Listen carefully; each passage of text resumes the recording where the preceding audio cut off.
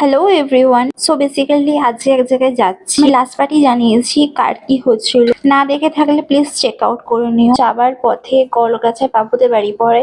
Actually এই টাইমটা shooting চলছে, দেখতে হবে গাড়িতে লেখা আছে প্রোডাকশন হাউসের name. Back to the point, আজকে যেখানে যাচ্ছি সেটা হচ্ছে আমাদের রিলেটিভেরই একজন ভাসুর হন। আমি ওনাকে বড় মেশো বলেই ডাকি। সো বেসিক্যালি উনি ভীষণই মাই ডিয়ার পার্সন। আমি খুবই কি বলবো, ওনার মতন মানুষ হয় না। কি বলতো, যারা খুবই ভালো মানুষ হয় না তা পৃথিবীতে ঠাঁই পায় না। অ্যান্ড যারা একটু অপোজিট পার্সন তাদের তো কি আর বলবো, যেটাই বলবো সেটা কম পড়বে। কিছু মানুষের আমার কথাটা শুনে তেতো মনে হতে পারে, বাট এটাই বাস্তবতা। এমন কিছু পাবলিকরাও আছে যারা মায়ের পেটের ভাইকে না হিংসা করে, দাদার টাকাকে ভালোবাসে, দাদাকে কোনোদিনই ভালোবাসে না। অ্যাপার্ট ফ্রম দ্যাট, তারপরে খাওয়া দাওয়া করে নিলাম সবাই মিলে। আমরা খেতেই বসেছিলাম 4টের সময়, কারণ নিজেদের ব্যাপার তো দেরি তো হবেই। তারপর একটু উপরে এসেছিলাম। আমার ব্লগেতে প্রায় অনেকবারই দেখেছো এই রুমটাকে।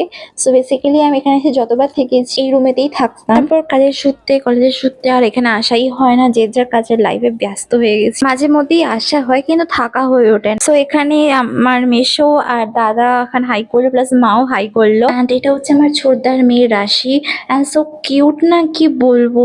সে আমার মায়ের ব্যাগটা নিয়ে বলছে আমি বাইরে চলে যাচ্ছি, আমি এদের সাথে চলে যাবো, কি মজা হবে বাড়িতে। তারপর অনেকটাই তাড়াতাড়ি বেরিয়ে পড়েছিলাম, কারণ বাপি যায়নি আমাদের সাথে।